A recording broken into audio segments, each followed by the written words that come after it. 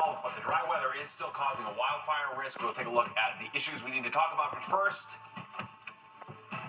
I believe that they have paid their debt to society, and the system provides a vehicle for their case to be reviewed by a parole board. And with that, the LA District Attorney recommending convicted killers Lyle and Eric Menendez be resentenced. Good evening, I'm Natasha Verma. And I'm Steve Lacey. Their case captivated the nation and tabloids, all beginning back in 1989. The brothers admitting to killing their parents. They were sentenced to life in prison without the possibility of parole for the heinous crime in 1996. Well, let's get the latest on today's developments from Fox 5's Sharon Crowley. Sharon? Yeah, Natasha and Steve, it could soon be a reversal of fortune for Lyle and Eric Menendez. The two brothers serving life without parole for murdering their parents may, and I emphasize may, go free. But a lot has to happen first, including a judge signing off on the prosecutor's recommendation to let them go. I do believe that the brothers were subjected to a tremendous amount of dysfunction in the home and molestation.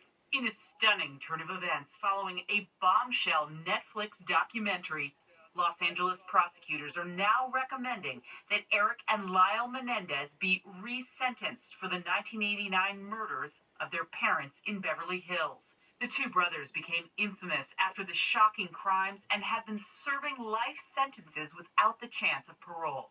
We're going to recommend to the court that the life without the possibility of parole be removed. The LADA, who's in a tough re-election race, says he's doing this now in part because of the large public interest generated by the Netflix series. He also says the brothers have shown evidence they've been rehabilitated. I want to underline there were horrible acts. There is no excuse for murder. In August of 1989, Lyle Menendez made this frantic call to 911. What's the problem? I'm trying to kill my dad. It turned out it was Lyle and his brother Eric who murdered their parents in the family's Beverly Hills mansion using shotguns. The brothers shot their father, Jose, 6 times, their mother, Kitty, 10 times. Police would later testify it was one of the most gruesome scenes they had ever witnessed. I just walked into the room. I just started firing. The Menendez brothers said they had been sexually abused by their father, a powerful Hollywood executive. I just told him that I didn't want to do this. And that it hurt me. Family members have been pushing to have the brothers released after all these decades behind bars. Michael Babcock is an executive producer at TMZ. It's not a done deal that they will be resentenced because it's only a recommendation from the DA, but they are very hopeful, and these are two men who, of course, had, you go back 2 months, had no prospects of ever being released. Well, prosecutors must now seek court approval for resentencing. The DA tomorrow will recommend the brothers be sentenced to 50 years to life. And because of their ages at the time of the crimes, they would be eligible for parole immediately, Steve. All right, very well. Thanks, Sharon. And for more on the Menendez murders, check out our special. That was the news then. The Menendez murders now streaming on the free Fox Local app. It's streaming right now on Fox Local. Just scan the QR code to download the free app to your phone or search Fox Local on any streaming platform. All right, now to the celebration of the New York Liberty's first WNBA championship title. The festivities beginning with a ticker tape parade through the Canyon of Heroes. That's right, and ending up at Barclays, the home of the WNBA champs, for a big party with some special guests and big-name performers. Fox 5, Jennifer Williams live in Brooklyn. And Jen, how are the fans celebrating this historic win? Well, Steve, as you can see, the party is still going. This was a free but ticketed event, and they ran out of tickets. It was a little slow going with the large crowds, but once fans were inside, they were having the time of their lives. And for fans that went, as you can, right? And for fans that went to the parade this morning, it's a long day, but these fans, as you can see, are taking every chance to soak up every little bit of their team winning their first ever WNBA championship. The Liberty ending their championship celebrations in Brooklyn with a bang. So it's a real big event for us.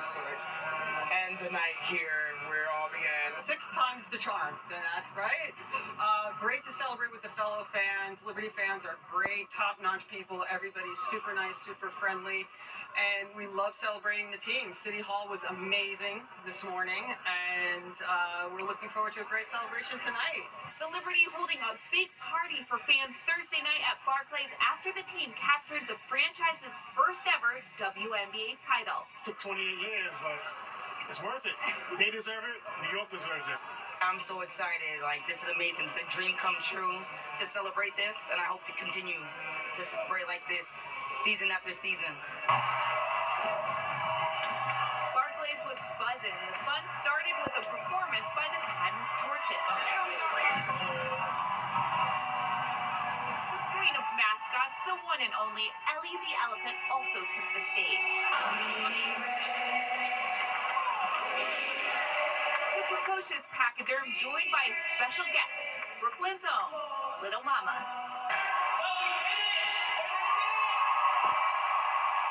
And no party complete without the 2024 WNBA champs, the New York Liberty. Yeah, I'm so blessed that I could be here right now, and that, like, you know, New York has finally won. It's, like, really amazing. Yeah, the women brought it home for us. I'm so proud of them, seriously. Now around 9:15, Remy Ma and Fat Joe took the stage. They played a few songs going the distance just like this WNBA Finals series did. So fans got a championship and a free concert. You can tell they are so pumped. I'll send it back to you in studio. So exciting. All right. Looks good. Thanks, Jen. And Liberty given the keys to the city after capturing their first title in the franchise's 28-year history. It was all smiles as they accepted the keys from Mayor Adams in front of City Hall in front of an adoring crowd. And it was hard to see in Lower Manhattan today with all that ticker tape and seafoam green as New Yorkers celebrated the Liberty's championship. Yeah, and all that confetti flying around. Fox 5's Michelle Ross has the sights, sounds, and excitement from today's parade. New York Liberty fans got what they've been waiting for nearly 3 decades. A WNBA championship and a ticker tape parade up the Canyon of Heroes. For the newer and younger fans, this day feels just as sweet. Confetti showered Finals MVP Jonquel Jones as she took in the moment, showing off her shiny trophy. She made history as the first native of the Bahamas to win a WNBA championship. Jonquel is an amazing role model to young women back at home. She's an amazing role model to the queer community. She's done a lot for us, and she deserves everything she's ever gotten and then some. And if you were in the right place along the parade, you may have received a high five from 2-time WNBA MVP Breanna Stewart. She also holds another title proudly, Mom. It's great to be here. I wanted my kids to be here, so happy to be able to celebrate with them. And New York Liberty legend Teresa Weatherspoon, who now coaches the Chicago Sky, is happy to see this accomplishment. I am incredibly proud. This is a proud moment. The way that these young ladies have represented us, this program, and this city. Another blast from the past, Maddie the mascot from the Madison Square Garden days. And of course, this parade couldn't happen without Ellie the elephant, beloved by many young girls who also look up to Liberty point guard Sabrina Ionescu. I wish I could go up and hug every single one of them. I can't, but I hope they know how much I love them and appreciate them. And after about a dozen floats traveled up Broadway, it was time for the Department of Sanitation to get to work. With the biggest party comes the biggest cleanup. That's when we come in as New York's strongest. With 36 street sweepers, 13 large trucks, and an army of personnel, you'll never know there was a party here. Now, all good things must come to an end. The sanitation department says that it will clean up 3,000 pounds of confetti. But after all of this is cleaned up, the pride will still exist here in New York City, and many New Yorkers believe we'll be right back here next year. Reporting in downtown Manhattan, Michelle Ross, Fox 5 News. Well said, Michelle. Very nice. All right. Well, the Yankees held their final workout ahead of tomorrow's Game 1 of the World Series against the Dodgers in Los Angeles. These are the two best teams in the game, each with a star-studded lineup. It's the first time ever the 5 former MVPs will be on the field together for the Fall Classic. The series also features the 2 best players in the league, Aaron Judge and Shohei Ohtani. And remember, Fox 5 is your home for the World Series. It all starts tomorrow night at 6:30 for the Fox 5 pregame show. New tonight, McDonald's McDonald's says it has identified the source of the deadly E. coli outbreak. The fast food chain found that fresh onions from California-based produce company Taylor Farms are to blame.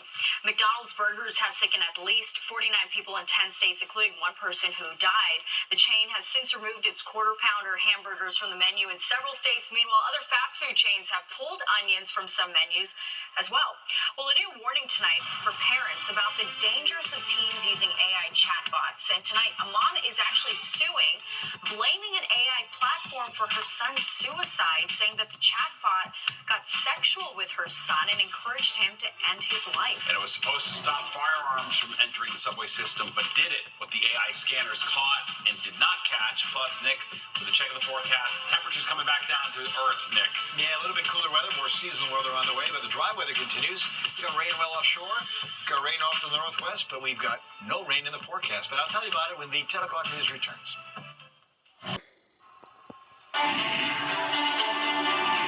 To the race for the White House, the candidates continuing their battleground blitz. Donald Trump is campaigning in Tempe, Arizona, and Las Vegas today.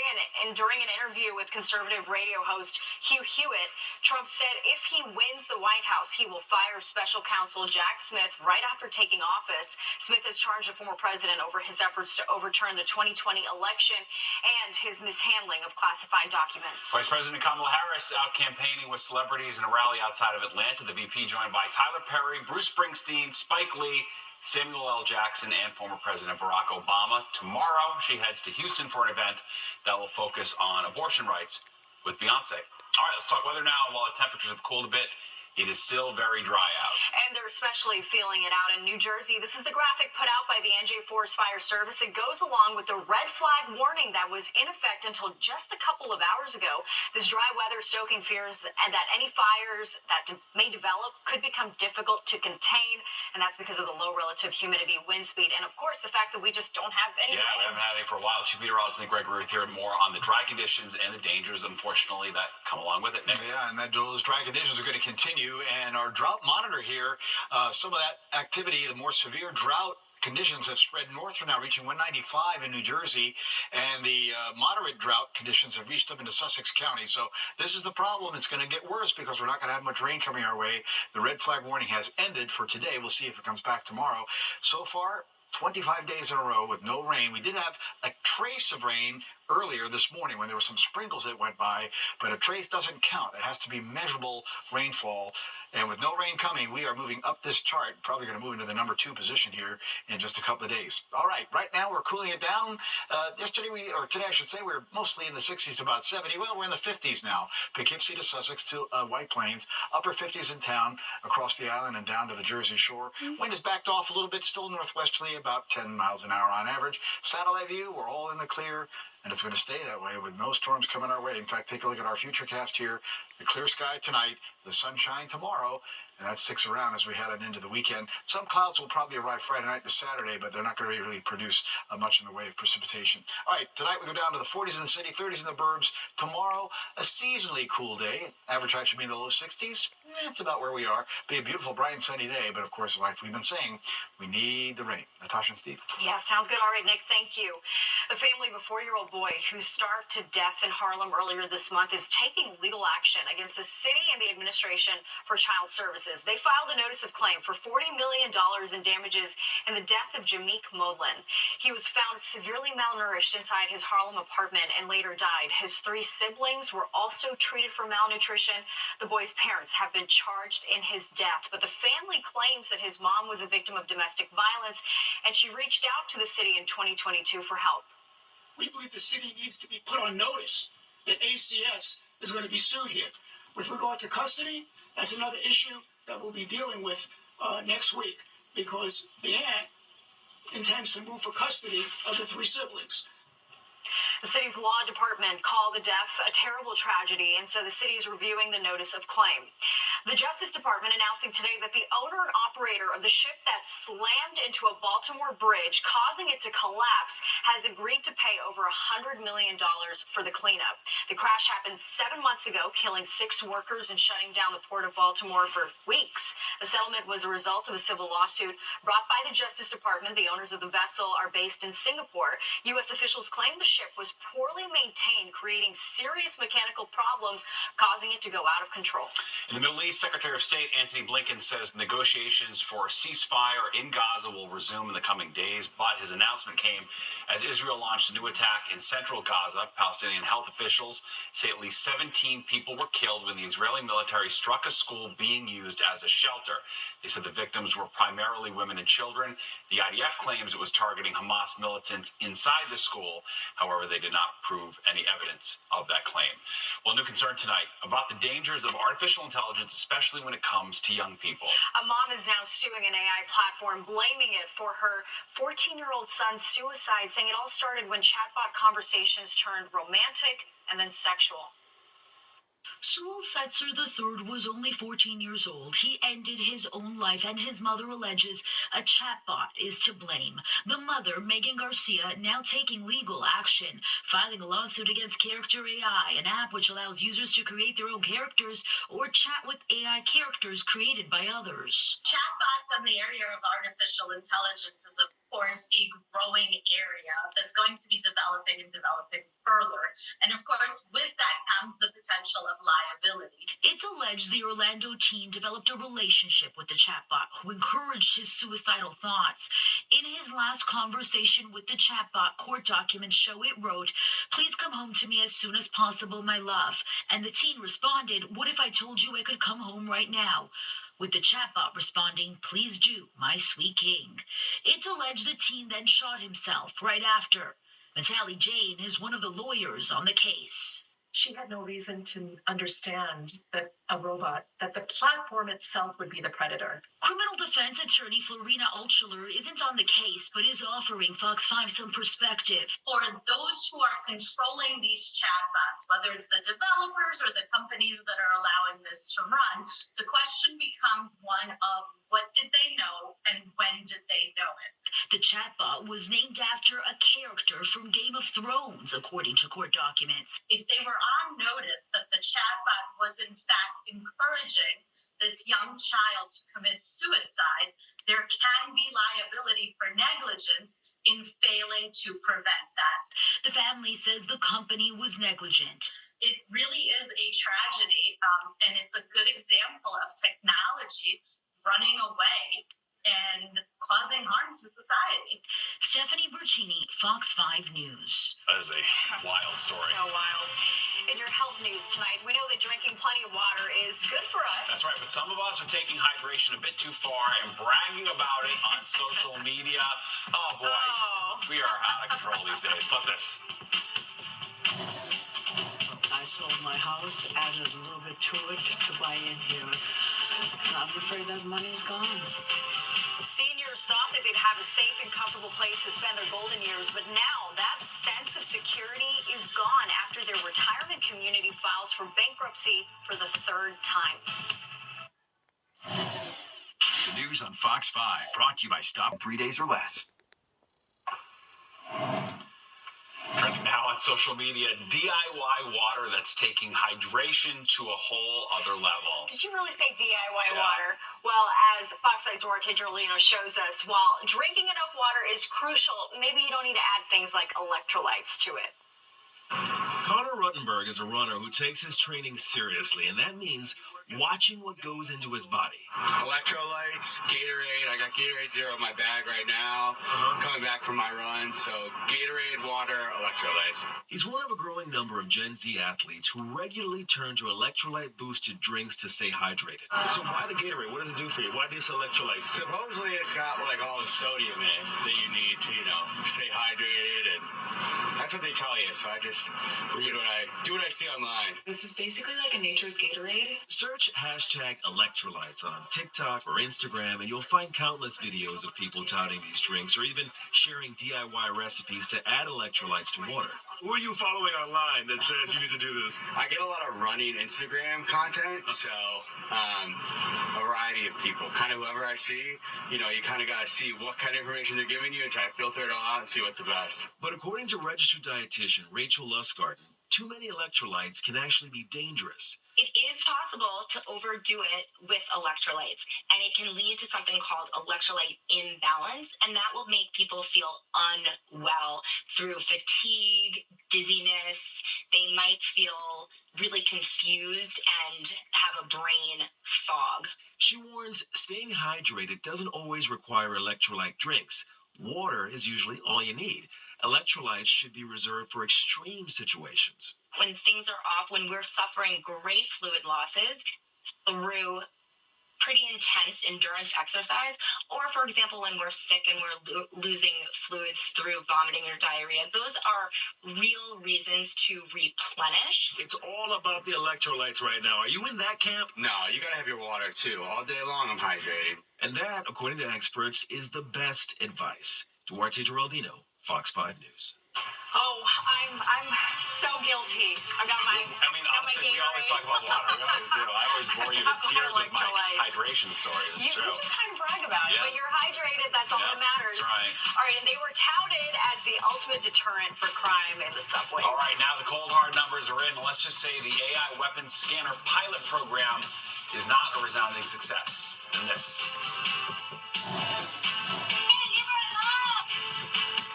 Caught on camera, kidnapping disrupted. Police say that woman's scream you just heard scared the bad guy away. The 10 o'clock news. The results are in, and it's not looking good for those AI-powered weapons scanner that were rolled out in a dog and pony show in certain subway stations over the summer. The NYPD releasing data that shows a pilot program did not find any subway riders with firearms. All right, but the scanning devices did come up with 118 false positives. Fox 5's Richard Giacobis has the latest.